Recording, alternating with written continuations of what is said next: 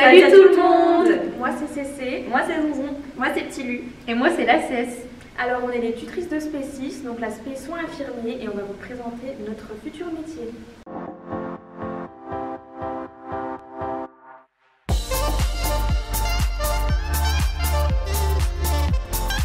Alors moi je suis passée par deux PACES et puis je me suis réorientée via Parcoursup.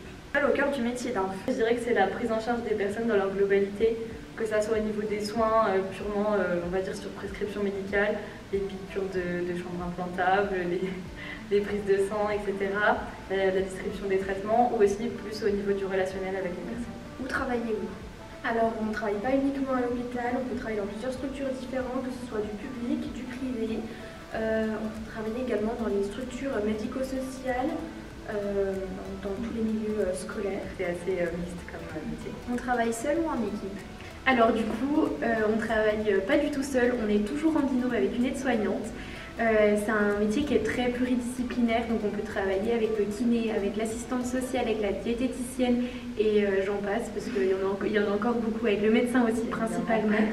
Et voilà, on n'est jamais seul, quoi qu'il arrive, il y a toujours quelqu'un pour être avec nous et on est soudés quoi. Quelles sont les évolutions possibles? Alors, vous avez sûrement beaucoup entendu parler des infirmières de bloc, des infirmières anesthésistes, des infirmières puéricultrices. On a aussi les infirmiers de pratique avancée, qu'on peut citer comme ça, cadre de santé également. Donc ça, c'est des formations généralement où il faut de l'expérience pour ensuite passer un concours et repasser des études 1 ou 2 ans à l'IFPS. On peut aussi avoir des diplômes universitaires, c'est pendant qu'on est en service. Si on veut s'approfondir sur le lieu où on travaille, on peut avoir des diplômes universitaires par rapport au sport et à la santé, par rapport aux soins palliatifs, par rapport au diabète, ce genre de choses. Quels sont les avantages et les inconvénients de ce métier? Alors je pense que les avantages et les inconvénients de ce métier, déjà ils sont avant tout personnels, ils sont propres à chacun. Donc par exemple pour moi les avantages de ce métier, c'est que c'est un métier qui est très très enrichissant. Tous les jours on en apprend intellectuellement, c'est très très enrichissant, on est sollicité tout le temps, nos connaissances, ça évolue aussi. Les autres avantages, c'est que humainement c'est très très enrichissant d'être au contact des patients, enfin, on les voit tous les jours. Et au niveau des inconvénients, je ne veux pas vous déprimer, hein, mais le salaire, on n'est pas assez rémunéré très clairement. Les horaires, c'est pas les meilleurs horaires du monde, mais après... Pour une vie de famille, c'est oui. Ça. Si par exemple on travaille à l'hôpital ou dans des structures privées, on va travailler en sous-temps médical, on va travailler beaucoup dans les week-ends. On va travailler tard le soir, les nuits, on va pas avoir un emploi du temps fixe. Les jours fériés surtout, oui, c'est les fêtes, que ce soit Noël, Nouvel An. Après c'est rattrapé souvent, mais oui, on les travaille. Donc il faut savoir allier vie de famille, vie personnelle et travail. Mais après, pour la plupart, c'est un métier qui est fait par passion. Et du coup, en fait, les inconvénients, on les oublie un petit peu, on passe au-delà, quoi. Parce que c'est un métier qui est tellement extraordinaire, enfin, je ne saurais pas comment décrire. Après, il ne faut pas oublier non plus qu'on a une reconnaissance qui est un peu limite, parce que beaucoup disent que le métier, c'est une vocation, et du coup, on oublie que nos conditions de travail ne sont pas toujours les meilleures.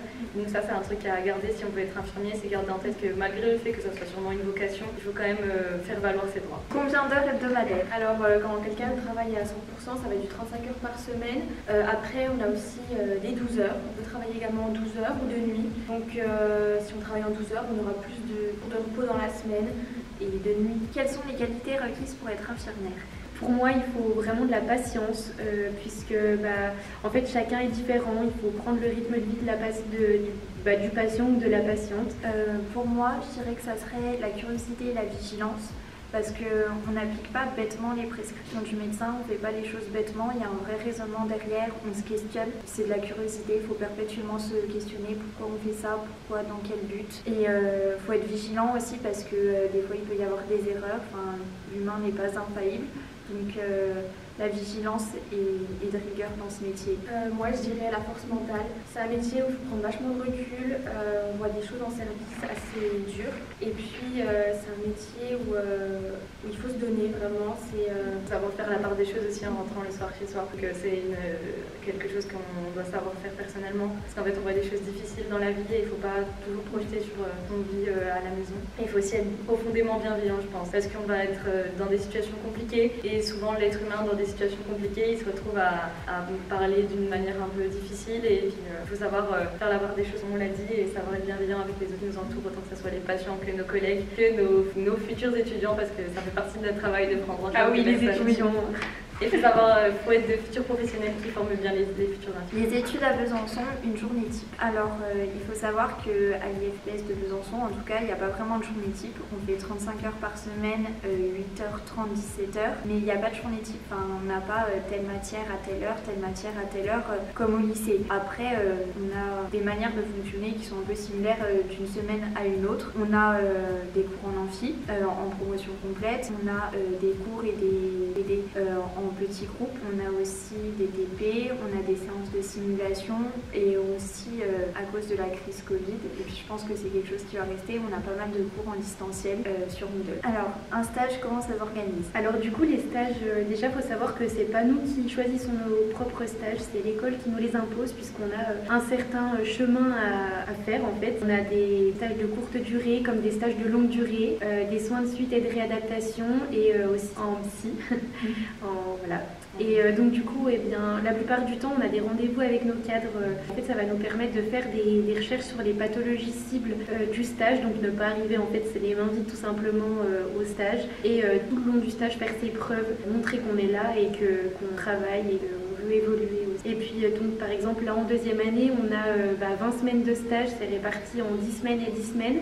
Et du coup, ça veut dire qu'en fait, on a beaucoup plus de stages, donc de pratique que de théorie en fait à l'école. Parce qu'au final, en stage, on fait des recherches le soir et la théorie, on l'a aussi. Après, c'est un peu plus ciblé du coup que la théorie qu'on a en cours. Parlez un peu des matières que vous avez. Alors à l'IFSI, on va avoir plusieurs types de matières. On va avoir les matières médicales avec de la pharmacologie, de l'anatomie, de la physiologie et aussi des matières propres au cœur du métier, donc avec les soins relationnels, notre méthode aussi de raisonnement qu'on va pouvoir acquérir au long de nos 3 ans et qui vont nous permettre de faire des analyses tard quand on sera en service. Les avantages de votre formation. Alors si on devait citer des avantages de notre formation, c'est que les gens de la promo et les professeurs sont vraiment bienveillants et auprès de nous, toujours présents, toujours à l'écoute. Il y aura toujours quelqu'un pour nous envoyer le cours quand on l'a raté, pour nous parler quand ça va pas, pour s'inquiéter de comment on avance. Par exemple, on a un professeur qui est formateur de suivi, qui reste auprès de nous pendant toute notre formation de la première à la 3e année, donc la 2e à la 3e. Et qui en fait, avec qui on a des rendez-vous avant les stages, après les stages, avant la fin de l'année, au début de l'année, pour savoir où on en est. Et c'est en fait des formateurs qu'on peut appeler en cas de besoin. Si on a un problème, si on se sent pas bien, autant personnellement qu'au niveau de la formation ou en stage, ça c'est vraiment un gros avantage. On a aussi des formateurs qui s'occupent des promotions. Donc en fait, on a toujours un interlocuteur en face. On n'est pas du tout seul dans notre formation, que ce soit aussi les petits groupes. Souvent, on est bien soudés quand on est en petit groupe. Le plus principal avantage, c'est les gens qui nous entourent. Et on a des délégués aussi qui servent d'interlocuteurs, pareil, entre les formateurs et les étudiants. Et ça, c'est super aussi. On a une bonne représentation. Où est-ce que vous êtes situés, vos stages sont où? Alors, l'IFPS de Besançon est situé au Thiers-Roi, chemin du Sanatorium. Après, il y a une école qui est en construction au Haut-de-Chazal que vous connaîtrez sûrement. Vous allez sûrement connaître les 2 écoles, du coup. Commencez votre formation là-haut avec nous et la finir, on l'espère pour vous, dans le nouveau bâtiment, nouveau tout neuf. Vos stages sont où? Toutes les 3 actuellement, on est en stage à l'hôpital Mingeot à Besançon. Et puis moi, je suis en soins de suite et réadaptation à l'AVEN, qui est en lien avec la rééducation et la réadaptation. En fait, les stages, ils peuvent être dans toute la Franche-Comté, comme on est l'école du CHU. Et aussi en stage, des fois, il y a des lieux d'hébergement qui sont proposés. Démontez un peu les clichés sur votre profession. Alors, les clichés sur l'infirmière sexy, vous oubliez totalement, parce qu'on n'est pas du tout sexy, franchement, dans nos tenues. On ressemble à rien. De toute façon, on voit que nos yeux, donc... Pas avoir des yeux. Voilà. Et puis aussi, je dirais, sur les connaissances qu'on peut avoir. Certes, on n'a pas les mêmes connaissances que les médecins, mais on a 3 ans d'études et c'est pas pour rien. Et franchement, on en a, croyez pas ce qu'on peut vous dire dessus. Et puis, voilà, moi, c'est tout ce que je dirais sur les clichés. Et après, ouais, non, c'est pas Grey's Anatomy. Si on est dans les clichés un peu drôles, le carpe diem sur le poignet, ça c'est de moins en moins aussi. Les crocs. Non. Il n'y en a plus. On a des baskets maintenant. On a des baskets. Il faut qu'elles soient propres. Alors, la vie d'un à Besançon, des corpos, des assos. Alors, vous avez de la chance dans cette vidéo, vous avez 2 représentantes du BDO Seringue de l'IFPS de Besançon. Je suis Tibu, la trésorière, et Zonzon, la vice-présidente du BDE. Ok, si on devait présenter la corpo, donc le BDE Seringue, en ce moment, il est un petit peu en redémarrage, on va dire. On rame un petit peu. Il faut dire les termes. Après, on est motivé pour organiser un gala cette année. On a fait des ventes de pulls et à terme, le but ce serait de mettre en place des galas chaque année et des soirées le plus souvent possible. Parce que pour l'instant, c'est plus dur. On se rattache aux soirées santé en fait avec les autres. Oui. Et de faire des actions sociales aussi. Après, ce qu'on pourrait dire aussi, c'est qu'au sein de l'IFPS, il y a énormément d'étudiants qui sont sapeurs-pompiers, qui sont bénévoles à la Croix-Rouge et dans d'autres associations comme les Reste du cœur. Je rajoute aussi que le B2 a pour projet de faire des intégrations et des désintégrations quand vous serez Et diplômés. ça c'est cool parce que nous on n'en a pas eu. Il ne faut pas hésiter à, quand vous arriverez, vous proposer, vous inscrire. On est ouvert à tous. Alors, dernière question. Travailler pendant ses études, c'est possible? Alors oui, c'est possible, je l'ai fait jusqu'à maintenant, donc de ma première année à actuellement. Donc que ce soit en milieu hospitalier, parce que à savoir, en validant quelques compétences, vous pouvez prétendre au diplôme d'aide-soignant. Et donc vous pouvez à l'hôpital ou dans d'autres structures faire des nuits, des week-ends, en fonction de vos volontés. Et puis vous pouvez également travailler le week-end à côté, que ce soit dans les supermarchés ou autre. Donc oui, au niveau du travail, c'est faisable. Tant que vous suivez les cours à côté, c'est tout bénéfique. Et puis comme dit précédemment, il y a pas mal d'étudiants qui sont bénévoles, que ce soit à la Croix-Rouge. On a aussi beaucoup d'élèves qui sont pompiers, ils arrivent très bien à concilier les deux. L'école elle est au clair là-dessus et ils sont très compréhensifs. Si par exemple vous avez des gardes ou vous travaillez tard, il ne faut pas, mais ils comprennent mieux quand on est en retard en cours. Sinon il faudra le préciser, on ne sait pas trop le caler dans les questions, mais par contre l'école n'accepte pas les retards et les absences. Dans la formation, on a un nombre de jours maximum pour les absences et notre présence au stage aussi, il y a du temps qui est prévu. En fait c'est une formation où on doit être en cours tout le temps, il faut être présent, il faut être là, même en visio. Même les cours en amphi, en promotion complète, il faut être là parce qu'il y a émargement. Et les profs nous connaissent donc ils voient quand on n'est pas là. Et pour conclure, le petit mot de la fin, qu'est-ce qu'on pourrait dire? Qu'on a hâte de vous retrouver en SP6 ce semestre-ci. Rejoignez-nous. Ouais, qu'on sera super présente et que si vous avez des problèmes, on est là, vous pouvez nous contacter, il n'y a vraiment pas de souci. Si vous avez d'autres questions par rapport à cette vidéo qu'on n'a peut-être pas répondu, alors dites-nous aussi, on pourra vous répondre. Et puis, bon courage, croyez en vous, vous allez le faire et vous êtes super. On a hâte de vous retrouver bientôt. Ouais, à bientôt. Salut. Salut.